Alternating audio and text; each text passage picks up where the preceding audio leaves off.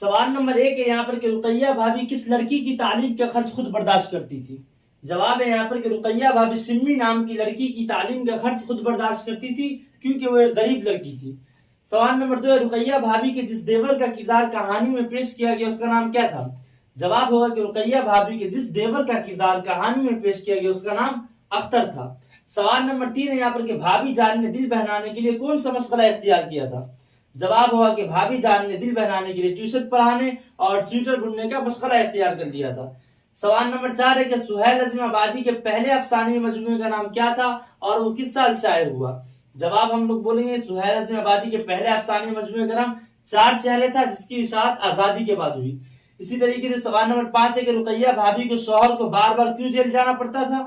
رقیہ بھابھی کے شوہر کو سیاست کا بہت شوق تھا جس کی وجہ سے انہیں بار بار جیل جانا پڑتا تھا۔ سوال نمبر 6 رقیہ بھابھی کو سونے کی چوڑیوں کو کیوں فروخت کروانا پڑا تھا؟ جواب ہوا کہ رقیہ بھابھی کو سونے کی چوڑیوں کو اس لیے فروخت کروانا پڑا تھا کہ سمی کے بھائی کی ایم اے کی فیس ادا کرنی تھی۔